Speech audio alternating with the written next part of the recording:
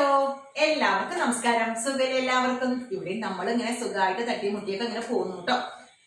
ഇന്ന് നമുക്ക് നമ്മുടെ പ്രിയപ്പെട്ട വസ്തിമമ്മി കാണിച്ചു തന്നിട്ടുള്ളത് ഗോതക്ക ലഡു. വളരെ ഹെൽത്തി ആയിട്ടുള്ള ഒരു കാര്യമാണത്. പ്രത്യേകിച്ച് ഇത് നോർത്ത് ഇന്ത്യയിലാണ് നമ്മളത് കഴിക്കാറ്. അവിടുത്തെ തണുപ്പ് കാലത്ത് നമുക്ക് താങ്ങില്ലല്ലോ. അപ്പോൾ അതിനു വേണ്ടി കുറെ ഡ്രൈ ഫ്രൂട്ട്സ് ഒക്കെ ഇട്ട് ഉണ്ടാക്കി ഒരു ലഡുവാണ് അത്. നമ്മളുടെ ഇവിടെ ഇപ്പൊ മഴക്കാലമായില്ലേ, തണുപ്പ് തുടങ്ങിക്കഴിഞ്ഞു. കർക്കിടക മാസമൊക്കെ വന്നു തുടങ്ങി. കർക്കിടക മാസത്തിൽ നമ്മൾ സാധാരണ എല്ലാവരും എന്ത് ചെയ്യും? കർക്കിടക കഞ്ഞി ഉണ്ടാക്കി കുടിക്കും. അതുപോലെ തന്നെ ഈ ആയുർവേദ ഷോപ്പിൽ പോയിട്ട് ലേഹ്യം, കഷായം എന്ന് പറഞ്ഞ മാതിരി സംഭവങ്ങളൊക്കെ നമ്മൾ കഴിക്കാറുണ്ട്. അതും കഴിക്കാം, പക്ഷെ അതിന്റെ കൂട്ടത്തിൽ ഇതും കഴിക്കാം. നമുക്ക് വളരെ എളുപ്പമാണ്. ഇപ്പൊ ഡ്രൈ ഫ്രൂട്ട്സ് ഒക്കെ എല്ലാ സ്ഥലത്തും നമുക്ക് കിട്ടുന്നുണ്ട് അല്ലെ. പണ്ടൊക്കെ ഡ്രൈ ഫ്രൂട്ട്സ് കിട്ടാൻ ഒരുപാട് പ്രയാസം ഉണ്ടായിരുന്നു. ഇപ്പൊ അത് ഒരു പ്രയാസമില്ല. എല്ലാ സ്ഥലത്തും ഡ്രൈ ഫ്രൂട്ട്സ് മാത്രം വിൽക്കുന്ന ഷോപ്പുകൾ കാണാറുണ്ട് അല്ലെ. അപ്പോൾ നമുക്ക് നമ്മുടെ കയ്യിൽ എന്തെല്ലാം ഡ്രൈ ഫ്രൂട്ട്സ് കിട്ടുന്നോ അതെല്ലാം നമുക്ക് വാങ്ങിക്കാം. ഇന്നതേ പാടുള്ളൂ, ഇന്നത് ചെയ്യാൻ പാടില്ല, ഒന്നും ഇതിനില്ല. എളുപ്പമാണ്, നല്ല ടേസ്റ്റിയുമാണ്, ഹെൽത്തിയുമാണ്.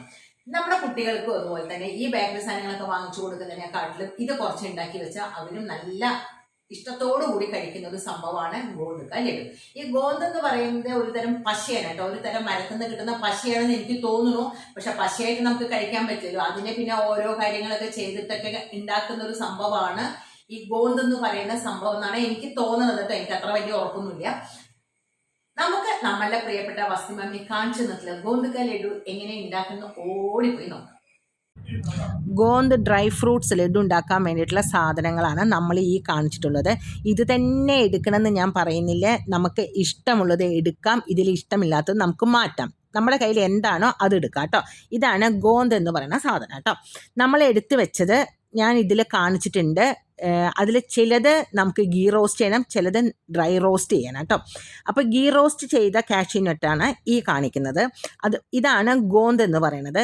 ഇത് മൈക്രോവേവിൽ വെച്ചിട്ടൊന്ന് ഇതാക്കുമ്പോൾ നമുക്ക് നന്നായിട്ട് അത് ക്രഷ് ചെയ്യാൻ പറ്റും കേട്ടോ. പിന്നെ മഖാന, പിസ്ത, ആൽമണ്ട് ഇതെല്ലാം നെയ്യിലൊന്ന് റോസ്റ്റ് ചെയ്യുക.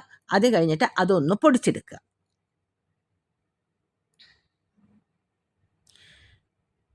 നെയ്യിൽ റോസ്റ്റ് ചെയ്യുമ്പോൾ നല്ലൊരു മണവും ഗുണവും ഒക്കെ നമുക്ക് കിട്ടുമല്ലോ അല്ലേ. പിന്നെ നമ്മൾ ഇതിലേക്ക് ചേർത്തിരിക്കുന്നത് ഗോൾഡൻ മുന്തിരിയാണ്, ബ്രൗൺ മുന്തിരിയാണ്, ഫ്ലാക്സ് സീഡ്സ് ആണ്. ഫ്ലാക്സ് സീഡ് എന്തായാലും കഴിക്കണം കേട്ടോ. സ്ത്രീകൾക്ക് അത് വളരെ നല്ലതാണെന്നാണ് പറയുന്നത്. അപ്പോൾ നമ്മളിതെല്ലാം എടുത്തു വെച്ചു. ഇനി നമ്മൾ റോസ്റ്റ് ചെയ്ത പൊട്ടുകടല ഉണ്ടല്ലോ, അതൊന്ന് പൊടിച്ചെടുക്കുക, നന്നായിട്ടൊന്ന് പൊടിച്ചെടുക്കുക. ആ പൊടിച്ചെടുത്ത പൊട്ടുകടലയും ആ മിക്സിലേക്ക് ചേർത്ത് കൊടുക്കുക. പിന്നെ ഇലാച്ചി, ജിഞ്ചർ പൗഡറാണ്. അത് ഗുണത്തിനും മണത്തിനും സ്വാദിനും ഒക്കെ വേണ്ടിയാണ് നമ്മളത് ചേർക്കുന്നത്. അത് നമുക്ക് കുറേശ്ശെ ചെയ്ത് കൊടുക്കാം, ചേർത്തി കൊടുക്കാം. പിന്നെ നമുക്ക് വേണ്ടത് ഒരു കടായി എടുക്കുക. ആ കടായിലേക്ക് കുറച്ച് ഗോതമ്പ് പൊടി അഥവാ ഗോതമ്പ് മാവ് നെയ്യിലൊന്ന് റോസ്റ്റ് ചെയ്തെടുക്കുക. അതിൻ്റെ പച്ചമണമൊക്കെ ഒന്ന് മാറട്ടെ, അതിൻ്റെ കളറൊക്കെ ഒന്ന് മാറി വരട്ടെ.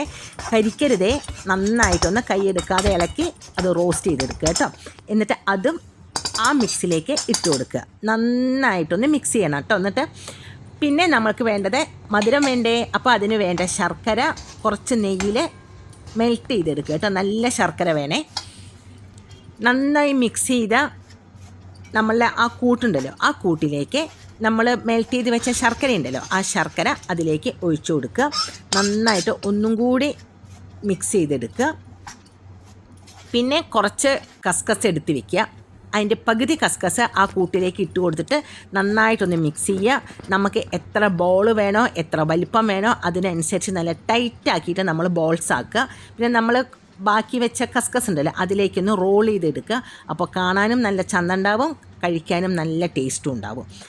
ഇത്രയേ ഉള്ളൂ കാര്യം, വളരെ എളുപ്പമാണ്. അപ്പോൾ ഇത് ഹെൽത്തി ടേസ്റ്റി ആയിട്ടുള്ള ഗോന്ത് ലഡു റെഡി ആയിട്ടുണ്ട്. ഇത് എല്ലാവരും ഒന്ന് ട്രൈ ചെയ്ത് നോക്കണം. ഞാൻ പറഞ്ഞല്ലോ, തണുപ്പത്ത് മഴയത്തൊക്കെ കഴിക്കാൻ നല്ലതാണ്.